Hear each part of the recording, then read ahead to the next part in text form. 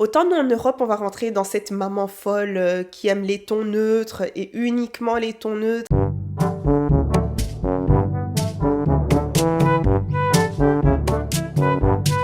Ou alors qui aime habiller ses enfants avec des marques de luxe.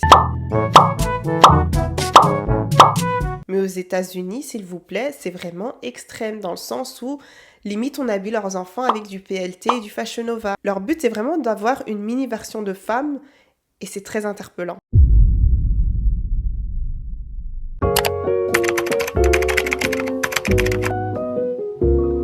Alors sorry les gars, pendant toute la vidéo je dis sexualisation, mais ce que je voulais réellement dire en fait c'est hypersexualisation, donc excusez-moi pour ça. Allez, bonne vidéo. J'espère que vous allez bien, ça ne va pas, ça va aller. Alors bienvenue dans un nouvel épisode d'En roue libre. Alors vous savez déjà ce que je pense des enfants sur internet, mais moi j'ai envie de parler d'un phénomène qui... Est-ce que vous pensez qu'il y a tout qui m'épuise comme ça dans ce monde? Franchement, des fois, je me pose la question, on dirait que je viens chaque fois vous dire, ouais, bah ça m'énerve, bah ça m'énerve, bah ça m'énerve. Bah voilà, aujourd'hui, il y a encore un autre truc qui m'énerve. Mais est-ce que vous avez vu la mode des enfants aux États-Unis, s'il vous plaît? On a vu cet essor et ce phénomène de minimis. Celebrity wear is a fun event. The judges are looking for old school Hollywood. Donc bien évidemment, c'était extrême à un endroit aux États-Unis, sinon c'est pas drôle. Et vous aviez chaque fois des critères hyper mais ultra toxiques. Vous aviez vraiment des mamans folles, furieuses comme je les appelle, qui infligeaient toutes sortes de choses à leur petite fille. Il fallait rentrer avec le trophée. And there can only be one ultimate grand supreme $10,000 cash winner. Very excited. Okay. Okay. 3 years I'm working for this. 3 long years. Et justement, c'est cet aspect-là un peu qui dérangeait, le fait de devoir juger non seulement une petite fille en fonction de son apparence, et surtout de leur faire passer comme message que tu n'es pas suffisamment bien, tu n'es pas suffisamment belle en fait, parce que tu n'as pas gagné.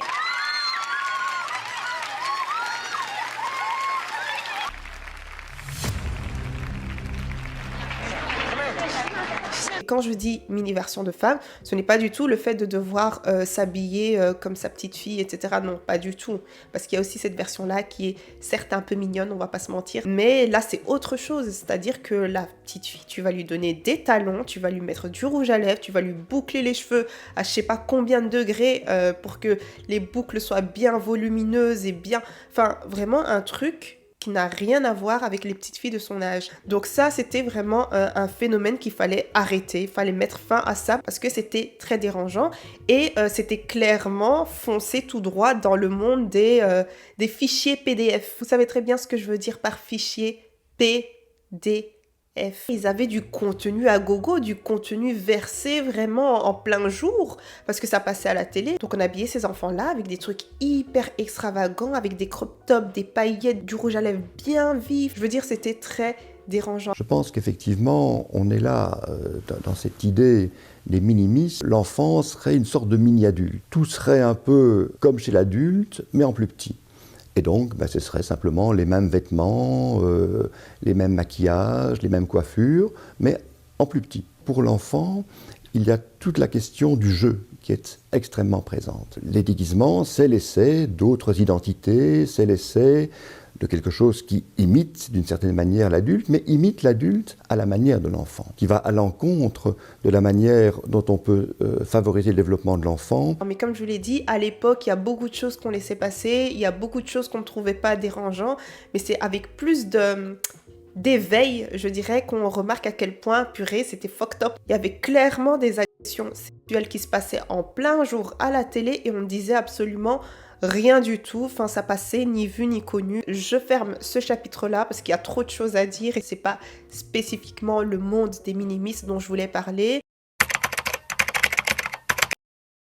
Alors pourquoi est-ce que j'en parle aujourd'hui? Parce qu'il y a cette fameuse trend, faire une sorte de duel entre maman et papa qui habille la petite fille. Et l'ironie du truc, c'est que les mamans pensaient vraiment avoir toutes sortes de compliments et elles s'attendaient, je pense, à ce qu'on critique les messieurs, les papas, à leur dire que voilà, ils habillent leur petite fille un petit peu n'importe comment, ou peut-être mettre l'accent sur le fait que le papa ne sait rien faire. Mais ça s'est littéralement retourné contre les mamans, parce que quand on faisait la comparaison, on voyait clairement que le papa habillait sa petite fille comme une petite fille. Certes, c'était pas le truc le plus stylé, mais en tout cas, ils habillaient leur enfant, leur petite fille, comme une petite fille, avec des bas collants, des couettes, etc. Alors que du côté des mamans, elles habillaient leur fille comme une ado de 17 ans. Vous aviez des crop tops, vous aviez des trucs serrés, des chichis et des chachas, comme si on habillait une ado. On aurait pu s'attendre à ce genre de choses de la part d'un homme, parce que voilà, l'homme, il veut voir la femme sexy, etc., etc. Mais là, on parle d'un enfant, s'il vous plaît, déjà ça vient carrément des femmes. Et donc, plusieurs ont été critiqués d'une de ces manières. Vraiment, on a mis des mamans dans la sauce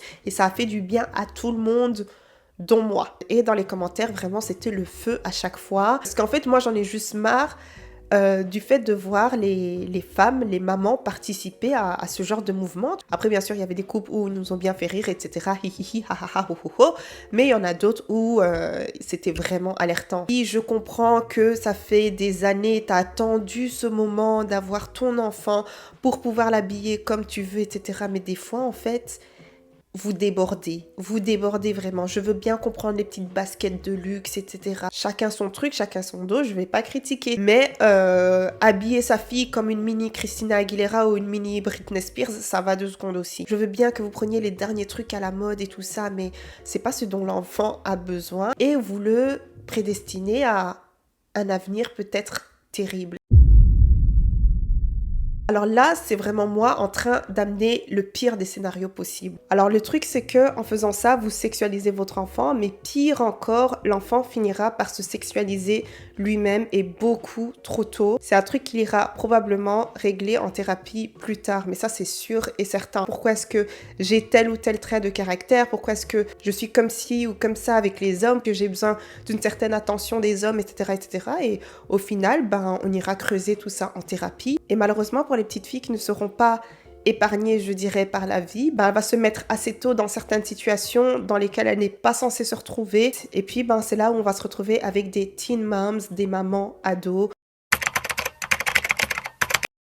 Les garçons, voilà, ils rentrent dans l'adolescence, etc. Ok, tu vois, on comprend les hormones, etc. Mais le truc, c'est que les papas, les grands gaillards, oui, je vais les appeler comme ça, ok, les grands gaillards vont voir votre petite fille, tout simplement, comme une jeune femme, alors que ça reste une petite fille. Surtout qu'on est dans une ère où les petites filles se développent assez rapidement.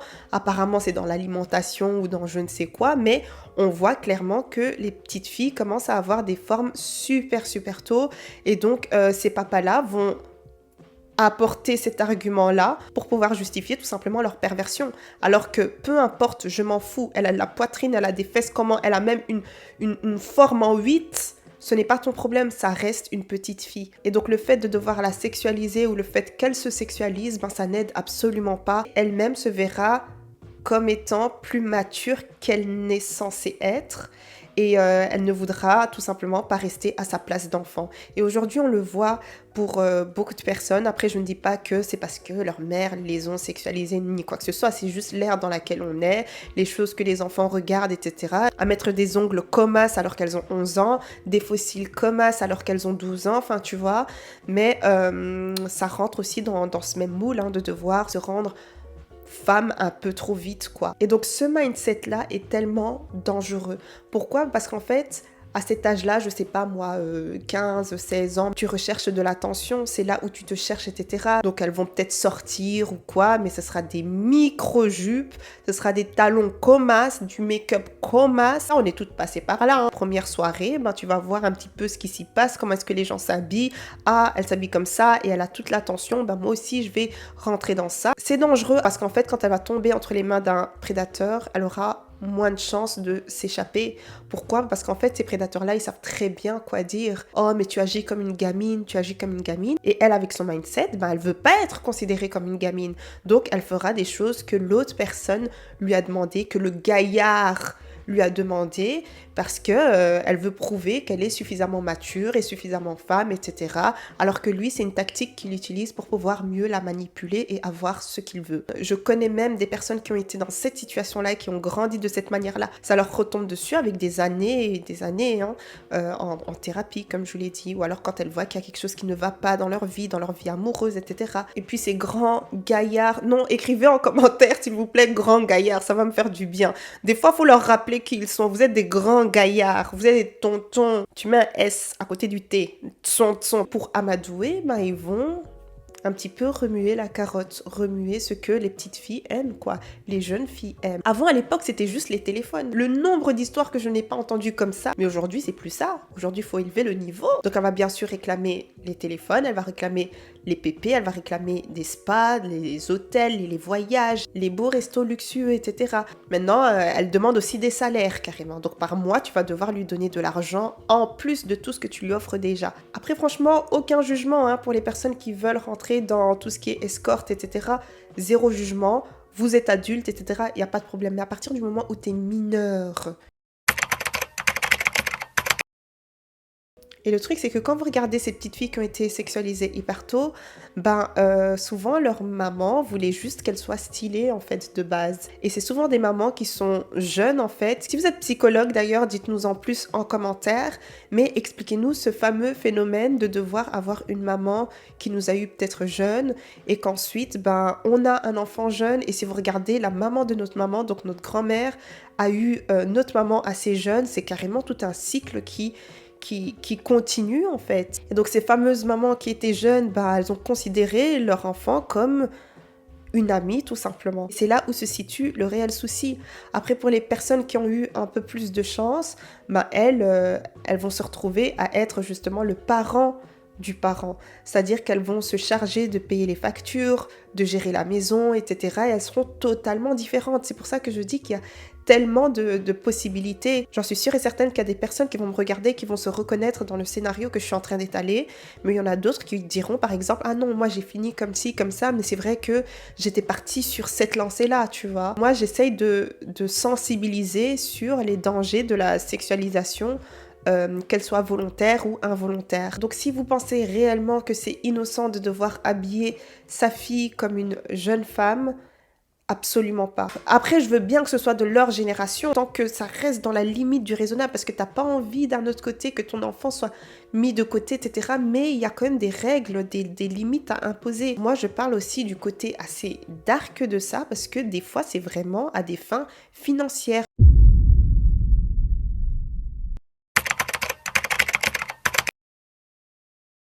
L'enfant devient un gagne-pain pour la maman. Tu vois une petite fille, ta petite fille, elle est censée être mignonne. Ta petite fille, elle est censée s'habiller pour pouvoir aller à l'école ou peu importe, tu vois ce que je veux dire. Ta petite fille n'est pas censée être sexy. Ta petite fille n'est pas censée être belle, tu vois. Au point où il y en a qui mettent carrément des filtres sur les enfants, genre stop. Par exemple, vous avez ici Danielle Cohn, une youtubeuse très suivie, vraiment plus de 6 millions d'abonnés sur Instagram et 1,4 million d'abonnés sur YouTube. Alors elle, c'est vraiment l'une des jeunes filles qui s'hypersexualise énormément sur les réseaux et c'est très dérangeant. D'ailleurs, regardez cette vidéo où en gros, elle montre ses photos à sa mère. Vous voyez sa mère qui est en train de prétendre de la gronder. Je pense que c'est juste pour avoir une certaine image. Mais en même temps, vous voyez qu'elle montre carrément les photos à la caméra. Whoa! What is that one? How old do you think you are? Me, sun-kissed by the sun. Oh my god, Danny! What are you thinking? What? You can't be doing stuff like that. It's all my private photos! Yeah, but... Alors son père qui est séparé de sa mère est venu sur les réseaux sociaux dire qu'il était juste épuisé et que sa mère se servait en gros de leur fille pour de l'argent. Et à l'époque, elle avait 13 ans uniquement, les gars, et regardez déjà le type de vidéo qu'elle faisait. Alors ici, vous avez la mère de Piper, qui est une très célèbre youtubeuse aussi. Pour elle, vraiment, sortez la couronne parce que c'est vraiment la reine. Elle a exploité sa propre fille, mais elle a créé tout un groupe où elle les a carrément tous hypersexualisés. These children are claiming that Tiffany abused them sexually, emotionally, and physically, encouraged them to be sexy and sexually aggressive in videos posted on Piper's YouTube channel. Donc là, je vais vous montrer un petit peu ce qu'il en est ressorti quelques années plus tard, les témoignages en fait de ces fameux enfants. Were you ever asked to pose provocatively or to wear things you were uncomfortable wearing? Oh yeah, Tiffany would always tell me to go up into Piper's closet and get something that's more tight and revealing. Sophie, how old were you when you were asked to dress provocatively? I believe I was 11 or 12. Ces mamans qui font ça, comme je vous l'ai dit, elles entretiennent toute une audience. T'as des fois des comptes avec des petites filles comme ça, hein, qui ont des centaines et des centaines de milliers d'abonnés. À un certain moment, tu prends pas un certain recul et tu te demandes pas qui est-ce qui suit ma petite fille en fait. Parce que, ok, s'il y a des petites filles qui suivent ta petite fille, ce serait peut-être logique, mais c'est impossible, on est d'accord. Donc c'est soit des mamans. Mais dans les mamans, je suis sûre et certaine qu'il n'y a pas 100% de mamans. Ça doit être 50% de mamans, parce que certaines mamans sont aussi fucked up et elles trouvent ça cute, ok.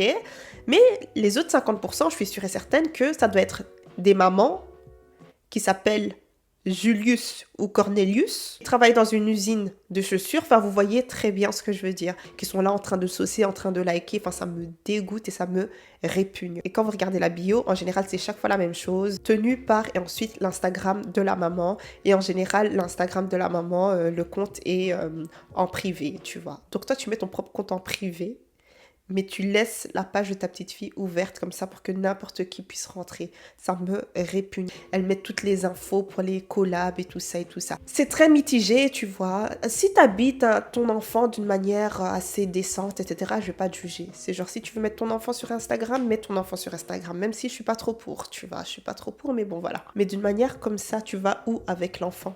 Tu vois, tu vas où? Quelles sont tes intentions? Quelles sont réellement tes intentions?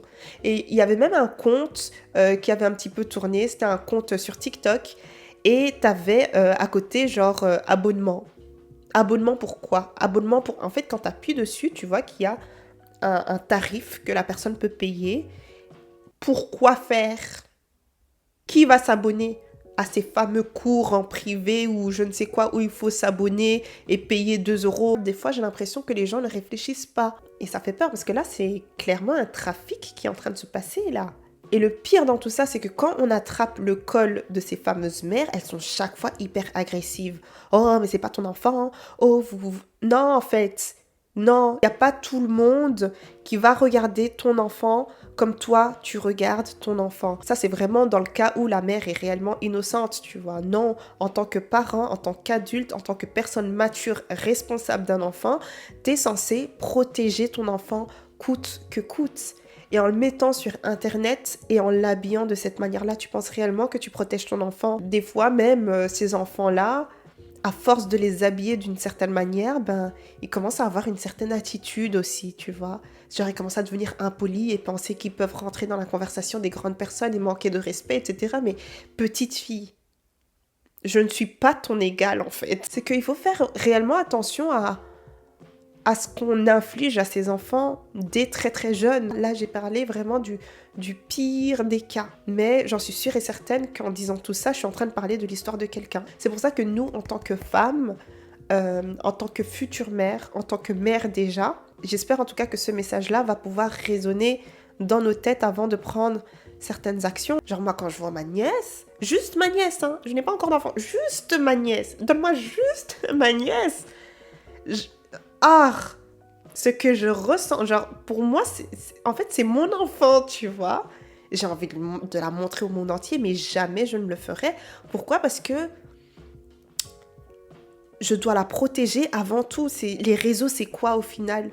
Moi, j'ai choisi d'être sur les réseaux, mais elle n'a rien demandé, ok? Elle n'a rien demandé. Même si elle me demandait demain parce qu'elle voyait Tata faire ça, Tata Goya faire ça. Pourquoi j'ai envie de limite chialer là? T'as envie de protéger. Donc jamais je penserai à faire ce genre de choses. À moins qu'elle arrive à un certain âge et qu'elle ait l'accord de ses parents et qu'elle soit la personne qui demande et que... En fait, il faut vraiment beaucoup d'étapes avant que je me dise « Ok, vas-y, tu vois, mais non, mais sinon je ne peux pas. » À partir du moment même où une personne t'interpelle à base de « Ouais, ça, pourquoi est-ce que t'es agressive ?» Pourquoi est-ce que tu es agressive en fait? Moi, je pense que la réponse la plus décente, c'est de pouvoir dire « Ah ok, je ne voyais pas ça de cette manière-là. » Élabore un petit peu. Ça me dégoûte, genre vraiment, à des fins financières, juste ça. On pense que les réseaux sociaux, c'est juste... Non, en fait, les réseaux sociaux, ça peut réellement détruire quelqu'un. Anyways, en tout cas, c'était ça mon message. Je voulais absolument en toucher un petit mot parce que voilà, c'est le mom talk là, le fameux mom talk, maman youtubeuse, etc. Je veux bien, tu vois, c'est très mignon. Tu te dis aussi, moi, je sais pas si je vais afficher un jour mon enfant, tu vois. Tu te dis que ton cœur, il va exploser tellement tu l'aimes, tu vois. Je me dis, ma nièce déjà, alors mon enfant, même pas, il n'y a même pas de séparation pour moi à faire, tu vois. C'est comme si c'était mon gosse aussi à moi. Tu vois, peut-être que ton cœur, il veut tellement exploser que tu te dis, en vérité, regardez, que le monde entier regarde, tu vois. Mais d'un autre côté, tu te dis, non, je dois pouvoir garder ça pour moi, pour la protéger, parce que les gens sont fous. En tout cas, dites-moi ce que vous pensez de l'exposition des enfants sur internet, mais comme je vous l'ai dit, c'était pas vraiment le débat. Moi je parle vraiment juste des personnes, des mamans qui sexualisent leurs enfants. En tout cas, suivez-moi sur Instagram et à la prochaine. Bisous.